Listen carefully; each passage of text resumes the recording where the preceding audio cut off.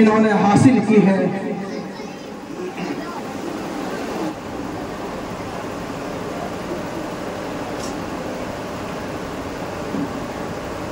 الحمدللہ الحمدللہ وحدہ والصلاة والسلام علی من لا نبی بعدہ اما بعد۔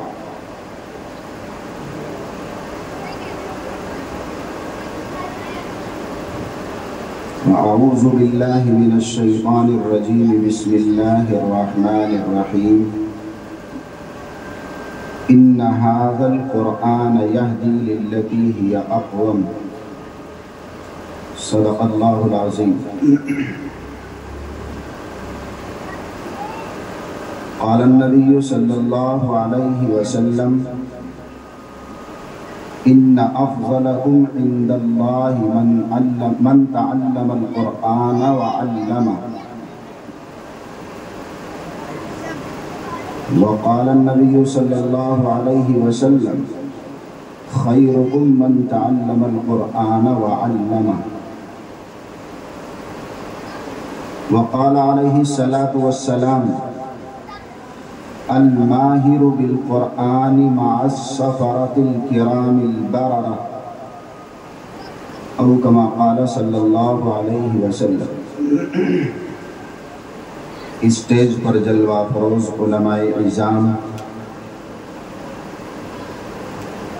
خصوصاً حضرت قاری مہتاب عالم صاحب دامت برکاتہم العالیہ، ایک عظیم مدرسے، ایک عظیم درسگاہ کے عظیم استاد، اس وقت آپ کے اس اسٹیج کی زینت بنے ہوئے ہیں۔ ابھی چند لمحوں کے بعد آپ کے سامنے جلوہ افروز ہوں گے اور اپنی تلاوت کلام اللہ سے ہم سب کو محظوظ فرمائیں گے۔ اسی طرح میں بہت مشکور ہوں اپنے استاد محترم، مشفق و مکرم حضرت قاری شفیق الرحمن صاحب دامت برکاتہم العالیہ، استاد تجوید و قرات دارالعلوم دیوبند کا، جو اپنی گوناگون مصروفیات کے باوجود قاری افروز صاحب زیدہ مجدہ کی دعوت پر آپ کے بیچ تشریف لائے اور آپ کے اس پروگرام کو زینت بخشی۔ ان کا بھی آپ کے سامنے پرمغز بیان ہوگا اور حضرت تلاوت کلام اللہ سے بھی ہم کو محظوظ فرمائیں گے، اور حضرت کے دست شفقت سے حفاظ اکرام کی دستار بندی کا عمل بھی ہمارے سامنے آئے گا۔ اس لیے آپ حضرات بہت پرسکون طریقے سے پروگرام کو سنیں اور آخر تک ہم خدام جلسہ کا اور خدام مدرسہ کا ساتھ دیتے رہیں۔ امید ہے کہ آپ اسی طرح انشاءاللہ بنے رہیں گے۔ میں نے آپ کے سامنے قرآن مقدس کی ایک آیت، نبی کریم علیہ السلام کے چند فرمان پڑھے ہیں۔ دعا ہے کہ اللہ مجھے صحیح کہنے اور ہم سب کو عمل کی توفیق نصیب فرمائے۔ بزرگان محترم، بہت دیر سے آپ حضرات قرآن کریم کی تلاوت سماعت فرما رہے ہیں۔ حضرات قرۂ کرام اپنے اپنے خوبصورت لب و لہجے میں قرآن کریم کی تلاوت آپ کے سامنے پیش کر رہے ہیں اور آپ کو سنا رہے ہیں، آپ بغور سن رہے ہیں۔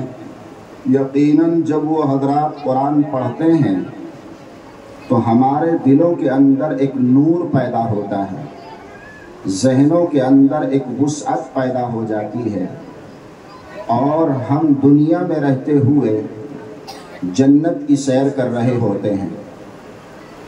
قرآن کریم کو اللہ نے جس طریقے سے ہم سب کی رہبری کے لیے، ہم سب کی ہدایت کے لیے، ہم سب کی کامیابی کے لیے اللہ تبارک و تعالیٰ نے اس سرزمین پر اتارا ہے، نازل کیا ہے، اور ہم سب کو اس قرآن کریم پر عمل کرنے کا مکلف بنایا ہے، اور اللہ تبارک و تعالیٰ نے اس قرآن کریم کے معانی اور مفاہیم کو اپنے سینوں میں، اپنے ذہن و دماغ میں محفوظ کر کے اس پر عمل کرنے کا حکم دیا ہے، وہیں اللہ رب العزت کا یہ بھی حکم ہے کہ قرآن کو اسی طرح پڑھا جائے جس طرح اس کے پڑھنے کا حق ہے، اسی طرح قرآن کی تلاوت کی جائے جس انداز میں اس کی تلاوت کا حق ہے۔ اللہ رب العزت نے قرآن کو پڑھنے کا بھی حکم دیا، قرآن کے پڑھنے کا سلیقہ بھی بتلایا۔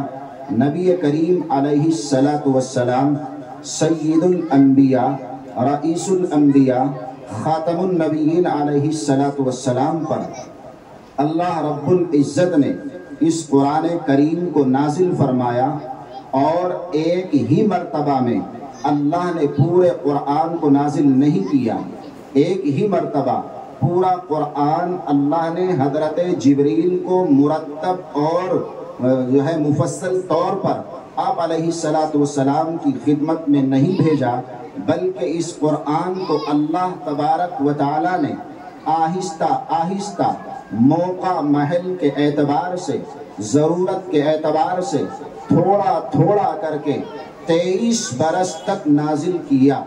23 برس کے عرصے میں یہ قرآن مکمل ہوا ہے۔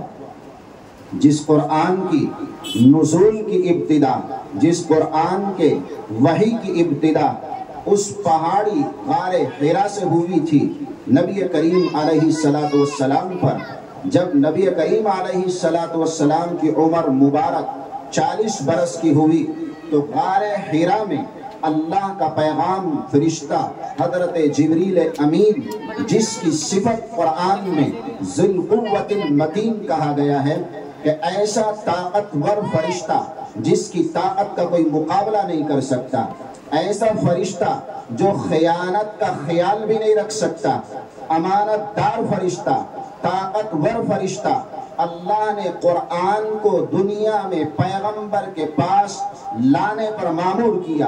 وہ پیغمبر کے پاس غار حرا میں پہلی وحی لے کر کے آ رہے ہیں اور اللہ کے پیغمبر کو اللہ کا کلام سنا رہے ہیں۔ سب سے پہلے اللہ کا کلام قرآن کریم کی آیات نبی کریم علیہ السلام پر جو نازل کی گئی ہیں وہ سورہ اقرا کی آیتیں ہیں۔ اللہ تبارک و تعالیٰ نے سب سے پہلے یہی آیت نازل فرمائی، اور اللہ نے اپنے فرشتے کے ذریعے اپنے پیغمبر کو یہ حکم دلایا کہ جا کر کے میرے پیغمبر سے کہو، میرے رسول سے کہو، میرے محبوب سے کہو، میرے محبوب سے کہو کہ وہ قرآن پڑھیں، اور قرآن پڑھ کر اس کے معانی، اس کے مفاہیم، اس کے الفاظ، اس کے لب و لہجے کو میرے بندوں تک پہنچائیں۔ چنانچہ اللہ کے پیغمبر علیہ السلام نے اسی طرح جس طرح کے اللہ نے آپ پر قرآن کو نازل کیا تھا اسی طرح آپ نے سیکھا، سیکھ کر اسی طرح اللہ کے بندوں کو سکھایا اور اللہ کے بندوں کو پڑھایا، اللہ کے بندوں کو قرآن کریم کا لب و لہجہ بھی سکھایا۔ قرآن میں اللہ نے جا بجا قرآن کے پڑھنے کا، قرآن کے تھوڑا تھوڑا نازل ہونے کا مقصد بارہا بیان کیا ہے۔ کفار و مشرکین کی طرف سے اعتراض ہوتا تھا، سوال ہوتا تھا، کبھی کبھی اہل کتاب شرارت کرنے کے لیے آقا علیہ السلام سے سوال کرتے تھے، اعتراض کرتے تھے، آپ پر جو قرآن آ رہا ہے یہ آپ بنا کر کے لا رہے ہیں، گھڑ کر کے لا رہے ہیں، آپ اسے تھوڑا تھوڑا بنا کے لاتے ہیں پھر آ کر ہمیں سنا دیتے ہیں۔ ایسا قرآن اگر یہ آپ کے بقول اللہ کی طرف سے ہے اور یہ قرآن اللہ نازل کر رہا ہے تو پھر آپ اس قرآن کو اس طرح کیوں نہیں لائے ہیں جس طرح کہ اللہ کی طرف سے حضرت موسیٰ علیہ السلام پر تورات کو نازل کیا گیا تھا، تورات عطا کی گئی تھی، تورات لکھا لکھایا تختیوں کی شکل میں پورا کا پورا اللہ نے حضرت موسیٰ علیہ السلام کو کوہ طور پر بلا کر کے عطا فرمایا تھا۔ اس لیے یہ لوگ اعتراض کرتے تھے آپ پر قرآن پورا کا پورا کیوں نہیں آتا ہے، آپ تھوڑا تھوڑا کیوں سناتے ہیں؟ اللہ نے جا بجا جواب دیا ہے، قرآن کے تھوڑا تھوڑا دنیا میں نازل کرنے کا مقصد اسے یاد کرانا ہے، اس پر عمل کرانا ہے، اس کو تھوڑا تھوڑا نازل کر کے اس میں اللہ نے جدا جدا تفسیر اور جملوں کو الگ الگ کر کے پڑھنے کا طریقہ بتایا ہے۔ جس طرح قرآن آہستہ آہستہ نازل کیا جا رہا ہے، اسی طرح قرآن کو آہستہ آہستہ پڑھنے کا حکم ہے، ٹھہر ٹھہر کر پڑھنے کا حکم ہے۔ قرآن کے لب و لہجے کو سنوار کر سمجھ کر کے قرآن کی تلاوت کا حکم دیا گیا ہے۔ حدیث پاک میں نبی پاک علیہ السلام نے قرآن کو آہستہ آہستہ ٹھہر ٹھہر کر پڑھنے کا اللہ کے پیغمبر نے حکم دیا ہے، اور آپ نے امت کو متوجہ کیا ہے، اقرا وارتقی۔ جب کل قیامت کے دن اللہ کے سامنے یہ بندہ پیش ہوگا تو اللہ وہاں بھی اسے قرآن پڑھنے کا حکم دیں گے۔ اگر یہ قرآن پڑھا ہوا ہے، قرآن کو یاد کیا ہے، قرآن کو اپنے سینے میں محفوظ کیا ہے، اس کے لب و لہجے کو اپنی زبان سے ادا کرتا رہا ہے، جب یہ کل اللہ کے سامنے جائے گا، قیامت کا دن ہوگا، حشر کا میدان ہوگا، اللہ تبارک و تعالیٰ کی طرف سے اس حافظ قرآن کو، اس قاری قرآن کو اللہ کی طرف سے حکم ہوگا، اقرا، قرآن پڑھنا شروع کرو، ورتقی، اپنی منزلوں کو طے کرتے ہوئے، درجات جنت کو بلندی کی طرف طے کرتے ہوئے چلے جاؤ۔ لیکن کیسے پڑھنا ہے؟ اقرا ورتقی ورتل، آہستہ آہستہ پڑھو، تیز نہیں پڑھنا، جلدی جلدی نہیں پڑھنا، ورتل، ٹھہر ٹھہر کر پڑھو، کما کنت ترتل فی الدنیا، جیسے تم دنیا میں ٹھہر ٹھہر کر پڑھا کرتے تھے، دنیا میں تم آہستہ آہستہ قرآن کی تلاوت کیا کرتے تھے، آج بھی اسی طرح ٹھہر ٹھہر کر پڑھو اور جنت کے درجات کو بلند کرتے ہوئے جاؤ۔ فَإِن كَمَا كُنْتَ تُرَتِّلُ فِي الدُّنْيَا، دنیا میں جس طریقے سے تم پڑھا کرتے تھے اسی طرح پڑھو۔ وَإِنَّ مَنزِلَتَكَ عِنْدَ آخِرِ آیَةٍ تَقْرَؤُهَا، کیوں آہستہ پڑھائیں گے اللہ؟ اس لیے کہ جہاں تک تو قرآن پڑھتا جائے گا اور جہاں جا کر تیرا قرآن ختم ہوگا، اسی آخری آیت کے ختم تک جنت تیرے نام ہو جائے گی۔ معلوم ہوا قرآن کے آہستہ پڑھنے کا اللہ تبارک و تعالیٰ نے یہ بھی حکم اس لیے بھی دیا، کل قیامت میں جنت کے درجات اس کو آہستہ آہستہ پڑھ کر کے مزید مزید آگے بڑھتا جائے گا اور درجے پر درجے حاصل کرتا جائے گا۔ نبی کریم علیہ السلام نے قرآن پڑھنے والوں کے بارے میں بے شمار فضائل احادیث میں بیان فرمائے ہیں۔ آپ احادیث کی کتابوں میں وہ فضائل پڑھیں، سنیں، علماء بیان کرتے ہیں، آپ ان فضائل کو گوش ہوش سے سن کر اپنے دل میں اتاریں۔ اللہ کے پیغمبر علیہ السلام نے کہیں قرآن پڑھانے والوں کے بارے میں، قرآن کو سمجھنے سمجھانے والوں کے بارے میں، قرآن کی اشاعت کرنے کرانے والوں کے بارے میں اللہ کے حبیب علیہ السلام نے یوں بیان فرمایا ہے، خیرکم من تعلم القرآن وعلمہ۔ آقا علیہ السلام نے فرمایا تم دنیا میں سب کو پیچھے چھوڑ دو، تمہارے درمیان کسی کا کوئی مقام نہیں ہے، کوئی فضیلت والا نہیں ہے، کوئی انسان باعزت نہیں ہے، کسی کا اتنا اونچا مقام نہیں ہے۔ اونچا مقام اگر کسی کا ہے، بلندی اگر کسی کو ہم نے دی ہے، تو وہ اس سرزمین پر وہ افراد ہیں، وہ انسان ہیں، وہ اللہ کے چہیتے برگزیدہ بندے ہیں جو قرآن کو سیکھتے ہیں، قرآن کو سکھاتے ہیں، قرآن کو پڑھتے ہیں، قرآن پڑھاتے ہیں، قرآن کو اپنے سینوں میں محفوظ کرتے ہیں، قرآن کو سینوں میں محفوظ کراتے ہیں۔ اللہ کے حبیب علیہ السلام نے اسی مضمون کو دو انداز میں بیان کیا۔ بخاری میں روایت موجود ہے، مسلم میں روایت موجود ہے۔ اللہ کے حبیب علیہ السلام نے یہاں خیرکم کا لفظ استعمال فرمایا۔ دوسری آیت میں آقا نے فرمایا ان افضلکم عند اللہ، اللہ کے نزدیک تم میں سب سے با فضیلت، تم میں سب سے با عظمت، تم میں سب سے بڑا عزت وہی آدمی ہے من تعلم القرآن وعلمہ، جو قرآن کو سیکھتا ہے، قرآن کو سکھاتا ہے، قرآن کو پڑھتا اور پڑھاتا ہے۔ نبی کریم علیہ السلام کے یہ فرامین بتا رہے ہیں، قرآن پڑھو، قرآن پڑھ کر کے اللہ کے اس بیان کردہ مقام کو حاصل کرو، پیغمبر کی بیان کردہ اس فضیلت کو حاصل کرو جو اللہ نے قرآن کے حاملین کے لیے، قرآن کے حفاظ کے لیے بیان فرمائی ہے۔ یہ حفاظ کرام، یہ قراء کرام، یہ علماء دین ہمارے لیے بڑا قیمتی سرمایہ ہیں۔ اللہ نے ان کو اپنے دین کے لیے، اپنے قرآن کے لیے، اپنی کتاب آخر کے لیے، اپنی کتاب دائم کے لیے جو قیامت تک کے لیے آئی ہے، حفاظت کا ذریعہ بنایا ہے، اور اللہ نے انہیں قبول کیا ہے، اللہ نے انہیں منتخب کیا ہے، اللہ نے انہیں چنا ہے۔ اللہ کے یہاں ان کا اونچا مقام ہے۔ دنیا میں اس سرزمین پر اگر کوئی انہیں عزت دے نہ دے مگر اللہ دے رہا ہے، اللہ کا حبیب دے رہا ہے، اللہ کا پیغمبر دے رہا ہے، اللہ کا دلارا بتا رہا ہے۔ تم ان کی حیثیت سمجھتے ہو یا نہیں سمجھتے ہو، لیکن سنو میں بتاتا ہوں، ان سے بڑھیا انسان، ان سے عمدہ انسان اس زمین پر کوئی ہوا ہے نہ ہو سکتا ہے۔ یہ سب سے اعلیٰ ہے، یہ سب سے ارفع ہے، یہ سب سے بلندتر ہے، ان کا مقام بہت اونچا ہے۔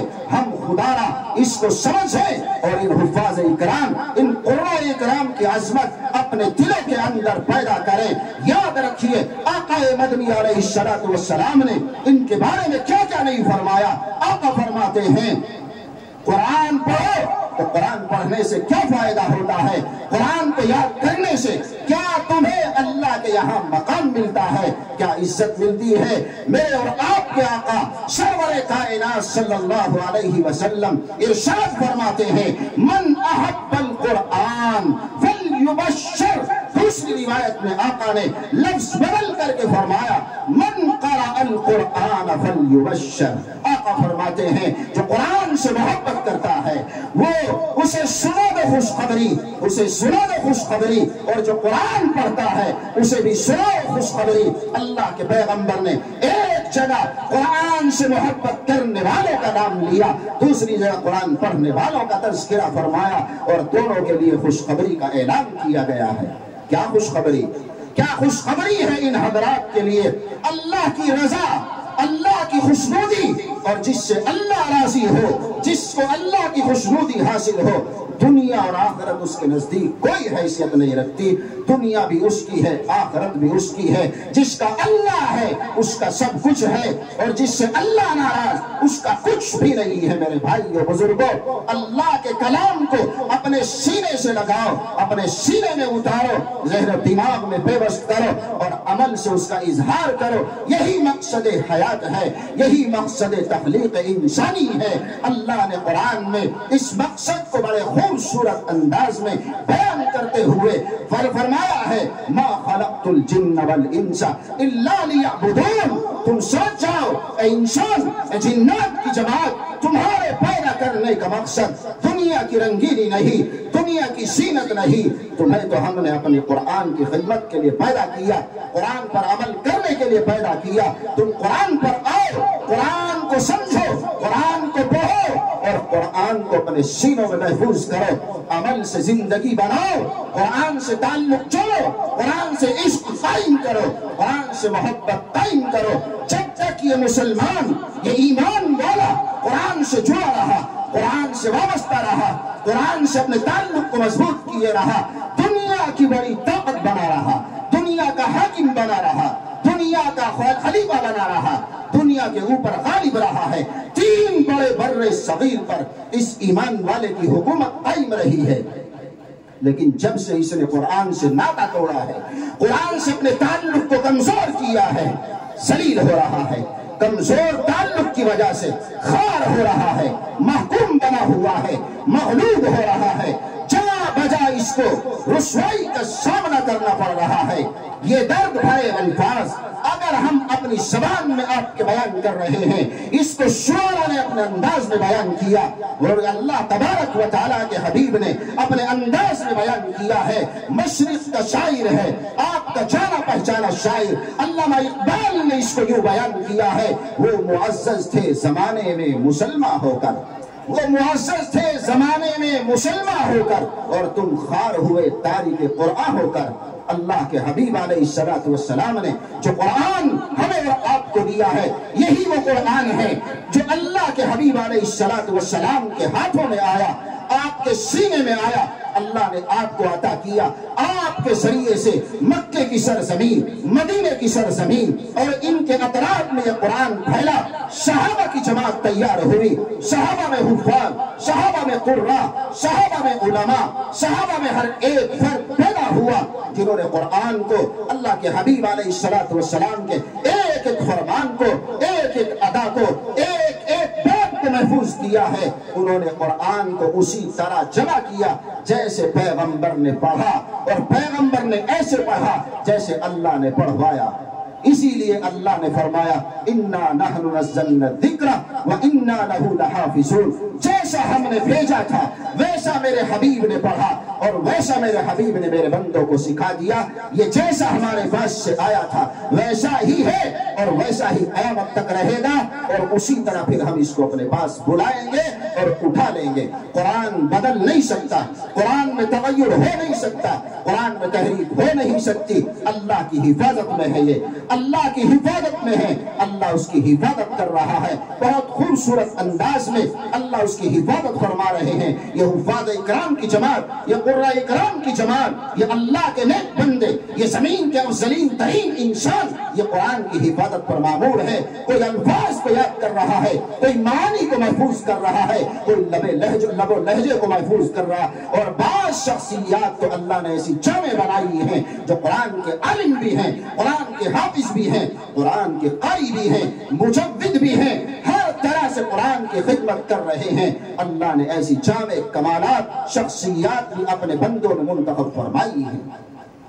اس لیے میرے بھائیو بزرگوں، اللہ کے لیے آپ اپنے بارے میں، اپنی نسلوں کے بارے میں، اپنے بچوں کے بارے میں ضرور اس کا تہیہ کریں، ضرور عہد کریں کہ ہم قرآن پڑھیں گے، قرآن پڑھائیں گے، قرآن سیکھیں گے، قرآن سکھائیں گے۔ ہم حافظ نہیں ہوئے تو اپنے بچے کو حافظ ضرور بنائیں گے، اپنی اولاد کو حافظ بنائیں گے، اپنے بچوں کو قاری بنائیں گے، انہیں مجود بنائیں گے، قرآن کا عاشق بنائیں گے۔ قرآن سے ہم بھی محبت کریں اور قرآن سے اپنی نسلوں کو محبت کرنے والا بنائیں۔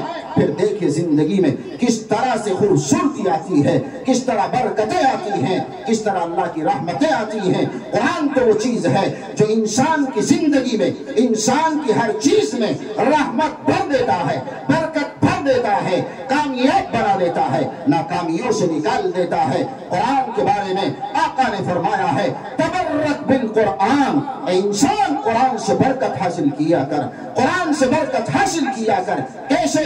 ارے صبح سویرے جب تم اٹھتے ہو، سویرا اٹھتا، یہ مسلمان تو سویرا اٹھنا ہی بھول گیا ہے، اس کا تو صبح 9-10 بجے ہونے لگا ہے۔ جس قوم کا یہ حال ہو کہ وہ نماز فجر کا خیال نہ کرے، صبح صادق کا خیال نہ کرے، آفتاب طلوع ہونے کے بعد 8-9-10 بجے اٹھتی ہو، یاد رکھنا اس قوم کی نیا کو ڈوبنے سے کوئی بچانے والا نہیں ہے، بہت کنارے پر کھڑی ہے، خطرے سے گزر رہی ہے، کبھی بھی بھور میں پھنس سکتی ہے۔ ہوش میں آؤ مسلمانوں، یہ ایمان والوں کا کام نہیں، یہ اللہ کے نیک بندوں کا کام نہیں، ان کا کام تو نماز فجر سے پہلے اٹھنا ہے اور اللہ کے بارگاہ میں آ کر اللہ کو مناجات کرنا ہے، اللہ سے لو لگانا ہے۔ ایسے بندوں کے بارے میں اللہ تبارک و تعالیٰ نے قرآن مقدس کو اتارا ہے اور انہیں کہا ہے جب تم سویرا اٹھتے ہو تو قرآن کی تلاوت کر کے اپنے آپ کو، اپنے گھر کو، اپنے کاروبار کو، اپنے پریوار کو، اپنے گھر کے خاندان اور افراد اور تمام لوگوں کو برکت دیا کرو، کیونکہ قرآن پڑھنے سے ہر چیز میں برکت پیدا ہو جاتی ہے۔ اللہ تبارک و تعالیٰ اس گھر میں رحمتوں کا نزول برابر فرماتے ہیں جہاں آغاز قرآن کی تلاوت سے ہوتا ہے، جہاں قرآن پڑھا جاتا ہے وہاں فرشتوں کا تانتا رہتا ہے، رحمت کے فرشتے وہاں رحمتوں کو لیے گھومتے رہتے ہیں۔ میرے بھائیوں، اللہ کا یہ انعام ہم سب کو اللہ عطا فرمانے کے لیے تیار ہیں، مگر ہم ہیں کہ دامن چھاڑ کر کے قرآن سے بے رغبتی کر رہے ہیں۔ یاد رکھو، عزت ہمیشہ جب بھی ملی ہے قرآن کے ساتھ ملی ہے، اور عزت چاہتے ہو تو پھر قرآن پر آنا پڑے گا۔ قرآن کو دامن سے اپنے دامن میں لینا ہوگا، اپنے سینے کے اندر اسے سمونا ہوگا، اپنی زندگی میں عمل سے ظاہر کرنا ہوگا، پھر وہی عزت لوٹ کر کے آئے گی، پھر تمہیں وہی مستہ جو اللہ نے سنایا ہے۔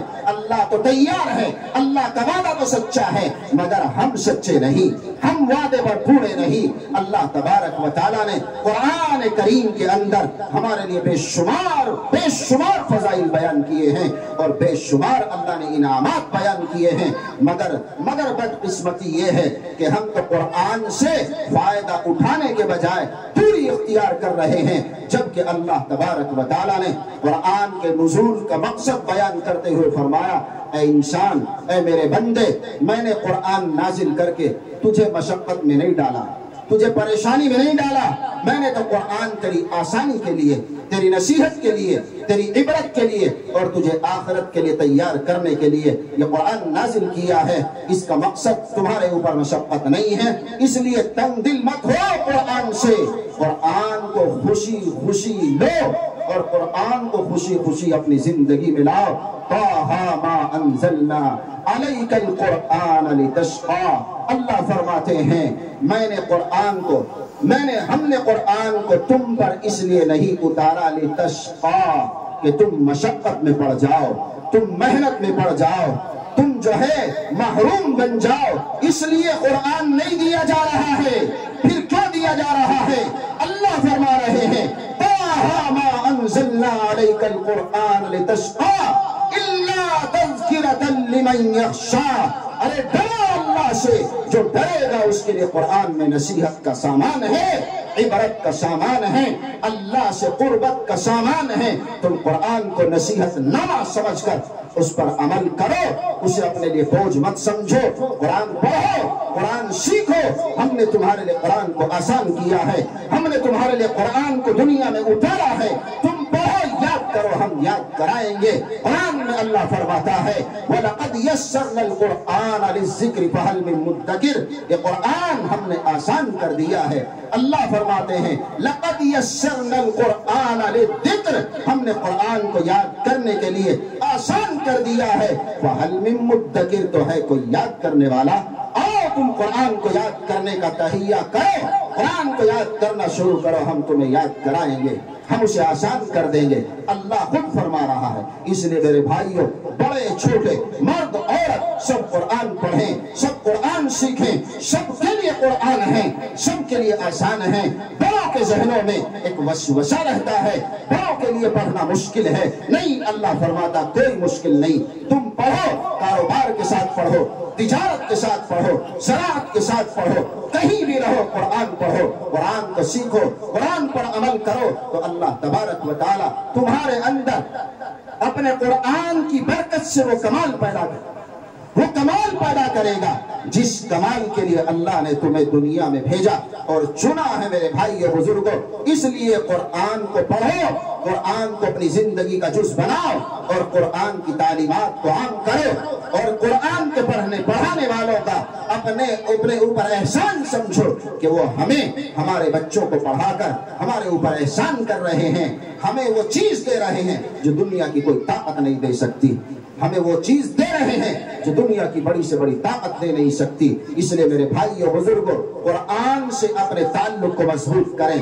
اللہ کے حبیب علیہ السلام نے اس روایت میں قرآن کے پڑھنے والوں کے بارے میں یوں فرمایا ہے، الماہر بالقرآن مع السفرۃ الکرام البررہ۔ اللہ کے نبی علیہ السلام نے فرمایا، یہ قرآن پڑھنے والے، یہ قرآن کے ماہرین، یہ قرآن کو محنت کر کے جو اس کے لب و لہجے کو محفوظ کرتے ہیں، قرآن کے الفاظ کو محفوظ کرتے ہیں، اس کے پڑھنے کے انداز کو بہتر سے بہتر بنا کر کے پڑھنے کی کوشش کرتے ہیں اللہ کی منشا کے مطابق، یاد رکھو ان کا مقام یہ ہے کہ اللہ ان کو معزز مکرم فرشتوں کے ساتھ رکھے گا، فرشتوں کی طرح اللہ ان کو مقام بلند عطا فرمائے گا، برگزیدہ بنائے گا، باعزت بنائے گا۔ یہ لوگ وہ ہیں جن کا مقام اللہ کے یہاں ایسا کہ ہم سوچ بھی نہیں سکتے، ہمارے ذہن و گمان میں بھی نہیں ہوتا۔ اللہ تبارک و تعالیٰ نے ایسا مقام ان قرآن کے حاملین کو عطا کیا ہے۔ جب تک یہ قرآن کے حاملین ہیں، یاد رکھو یہ دنیا قائم ہے، اور جب یہ حاملین قرآن نہ رہیں گے تو دنیا ہی نہ رہے گی، یہ کائنات ہی نہ رہے گی، اللہ اس کائنات ہی کو ختم کر دے گا۔ اس لیے میرے بھائیو بزرگوں، قرآن کو اپنی زندگی کا جز بناؤ۔ مرنے کے بعد، مرنے سے پہلے، زندگی میں، آخرت میں قرآن ہی ہمارا ساتھ دے گا، قرآن ہی ہمارے لیے سب کچھ ہے۔ دنیا کا ذخیرہ بھی قرآن، آخرت کا ذخیرہ بھی قرآن۔ یہاں پر بھی اللہ قرآن کی برکت سے کامیابی فرماتا ہے، اور وہاں پر بھی قرآن کی برکت سے ہمیں کامیاب کیا جائے گا۔ ایک حدیث میں اللہ کے نبی علیہ السلام نے یوں ارشاد فرمایا ہے، انسانوں، اے مسلمانوں، یہ اللہ کے پیغمبر نے فرمایا، اقرأوا القرآن، قرآن پڑھا کرو، اقرأوا القرآن، تم لوگ قرآن پڑھو، فإنه يأتي يوم القيامة شفيعا لأصحابه۔ اللہ کے پیغمبر فرماتے ہیں اگر تم قرآن پڑھو گے تو یہ قرآن کل قیامت کے دن اللہ کے حضور حاضر ہو کر تمہاری شفاعت کرے گا، تمہاری بخشش کے لیے اللہ کے سامنے تمہاری سفارش کرے گا، اور تمہارے لیے اللہ تبارک و تعالیٰ کے بارگاہ میں اپنی عرضی پیش کرے گا، تمہیں جنت کے لیے اللہ سے مانگے گا اور اللہ سے سفارش کرے گا۔ اس لیے میرے بھائیوں، قرآن کی شفاعت اگر درکار ہے، قرآن کو اپنے لیے شفیع بنانا چاہتے ہو تو قرآن پڑھو، قرآن کو پڑھ کر اپنی زندگی میں لاؤ۔ دوسری روایت میں آقا نے فرمایا، اقرأوا القرآن فإنه نعم الشفیع یوم القیامہ۔ آقا فرماتے ہیں قرآن پڑھو اس لیے کہ قیامت کے دن بہترین شفاعت کرنے والا قرآن ہی ہوگا، قرآن سے بڑھ کر کوئی شفاعت کرنے والا نہیں ہوگا۔ اگر تمہیں اللہ کے یہاں ایسا سفارشی چاہیے، ایسا شفیع چاہیے، ایسا شفاعت کرنے والا چاہیے جس کی شفاعت رد نہیں کی جائے گی، تو پھر وہ قرآن ہے۔ اس قرآن کو پڑھو، اس قرآن کو اپنی زندگی کا جز بناؤ، اس قرآن کو اپنی زندگی میں لاؤ، اور اس قرآن کو اپنی نسلوں کے اندر بھی پیدا کرو، اپنی نسلوں، اپنی اولادوں کو قرآن کا حافظ بناؤ، قرآن کا حامل بناؤ، قرآن کے قاری بناؤ، قرآن کے عالم بناؤ، انہیں ہر طرح قرآن کے لیے تیار کرو۔ اگر یہ سرمایہ ہمارے پاس ہے، ہم دنیا میں بھی کامیاب ہیں، مرنے کے بعد بھی کامیاب ہیں۔ حافظ قرآن اللہ کے یہاں بڑی قیمت رکھتا ہے، اللہ کے یہاں بڑی قیمت رکھتا ہے۔ ایک روایت میں آپ نے بارہا سنا ہے، سناتے رہتے ہیں علماء کرام، ایک روایت میں ہے کل قیامت کے دن حافظ قرآن کو اللہ اختیار دیں گے، تو اپنے خاندان کے، اپنے متعلقین میں سے ایسے 10 آدمیوں کو نکال کر جہنم سے جنت میں لے آؤ جو اپنے اعمال بد کی وجہ سے جہنم کے مستحق ہو چکے تھے۔ یہ فضیلت قرآن کے حافظ کو دی جائے گی۔ قرآن کا یہ حافظ 10 ایسے لوگوں کو نکال کر کے جنت میں پہنچائے گا جن کا اپنے اعمال کی وجہ سے جنت میں جانا ممنوع ہو چکا تھا اور جہنم کے مستحق بن چکے تھے۔ اللہ اس حافظ قرآن کی سفارش قبول فرمائیں گے اور انہیں جہنم سے نکال کر جنت میں داخل کریں گے۔ میرے بھائیو بزرگوں، قرآن وہ کتاب ہے جو ساری آسمانی کتابوں کی جامع ہے۔ جتنی کتابیں اللہ نے شروع سے لے کر کے حضرت عیسیٰ علیہ السلام تک نازل فرمائی، بڑی 4 کتابوں میں قرآن سب سے بڑی کتاب، سب سے باعثمت کتاب۔ اس کے علاوہ تورات، زبور، انجیل اور جو صحیفے اللہ نے اپنے پیغمبروں کو دیے، تمام کے تمام صحائف اور کتابوں کا جامع قرآن کریم ہے۔ اللہ نے اس قرآن کو جامعیت عطا فرمائی ہے، اس لیے قرآن پہلی تمام کتابوں کے لیے ناسخ قرار دیا گیا ہے۔ یہ قرآن پہلی شریعت اور پہلی کتابوں کو منسوخ کر رہا ہے۔ اب قرآن ہی وہ کتاب ہے جس پر عمل کرنا اللہ کی رضا کی دلیل، ہدایت کی دلیل، کامیابی کی دلیل ہے، کامیابی کا ذریعہ ہے۔ قرآن کے سوا کوئی اور چیز نہیں جو تمہیں کامیاب بنا سکے اور تمہیں کامران کر سکے، بامراد کر سکے، دنیا اور آخرت میں سرفرازی، سربلندی، کامیابی اور کامرانی کا شہرہ تمہارے سر لا سکے۔ ایسی کوئی چیز ہے تو وہ قرآن کریم ہے۔ اس لیے میرے بھائیو بزرگوں، قرآن پڑھو، قرآن پڑھو اور قرآن پڑھانے والوں میں اپنے کو شامل کرو۔ قرآن پڑھنے پڑھانے والوں کی عزت کرو، انہیں تعظیم کی نگاہ سے دیکھو، انہیں اپنی قوم کا قیمتی سرمایہ سمجھو۔ وہ اللہ کے برگزیدہ ہیں، وہ اللہ کے منتخب کیے ہوئے ہیں، وہ اللہ کے یہاں با فضیلت ہیں، با عظمت ہیں۔ اللہ نے انہیں ہر طرح سے دنیا اور آخرت کی کامیابی سے نوازا ہے۔ اس لیے ہمیں ان کی عزت کرنا چاہیے، ان کی تعظیم کرنا چاہیے اور ان سے قرآن سیکھنا اور اپنے بچوں کو سکھوانا چاہیے۔ ہم سب قرآن ہی کے ساتھ دنیا میں باقی ہیں۔ قرآن نہ رہے گا تو کچھ نہ رہے گا۔ ہماری عزت میں بتا چکا ہوں، ہماری عزت قرآن سے وابستہ ہے۔ ہم قرآن سے جڑیں گے تو عزت پائیں گے، قرآن سے ہٹیں گے تو ذلیل ہو جائیں گے۔ اور قرآن سے ہٹنے کی وجہ سے آج ہم دیکھ رہے ہیں کہ کس قدر آج مسلم قوم کو ذلت کا سامنا کرنا پڑ رہا ہے اور کس طرح سے پوری دنیا کے اندر ایک ہی آواز ہے، مسلمان پریشان، مسلمان پریشان۔ حالات اس کو گھیر رہے ہیں۔ کیوں؟ ہر طرف سے حالات آئے ہیں، اس لیے کہ مسلمان کی زندگی میں قرآن باقی نہیں رہا ہے، قرآن کو وہ اپنی زندگی میں نہیں لا رہے ہیں۔ ہر جگہ پر دیکھ لیجئے، ہم کاروبار کرتے ہیں، قرآن کی تعلیم کہیں تک ہمارے ذہن و دماغ میں نہیں۔ ہم کہیں بھی چلے جائیں، شادی بیاہ کا موقع آتا ہے، قرآن کیا کہتا ہے، شریعت کیا کہتی ہے، آقا کا کیا حکم ہے، ہم نہیں جانتے۔ ہمارے سامنے اپنے رسم و رواج ہیں، ہمارے اپنے پرانے طور طریقے ہیں، انہی کو فالو کرتے ہیں، قرآن کی تعلیم کو پسے پش ڈال رہے ہیں۔ کہیں بھی کسی بھی موقع پر ہم شریعت کو لے کر پوری طرح کھڑے نہیں ہوتے۔ وجہ قرآن سے محبت کا نہ ہونا، قرآن سے تعلق کا نہ ہونا، قرآن سے قرآن کی عظمت کا دل میں نہ ہونا۔ معاف کیجئے گا، سب تو ایسے نہیں ہیں، اور تمام مسلمان بظاہر تو یہ ہے کہ اگر ان کے سامنے دین کی کسی بات کی، قرآن کریم کی، پیغمبر کی یا کسی شریعت کی کسی بات کی کوئی توہین کر دے تو وہ جان کی بازی لگا دیتا ہے۔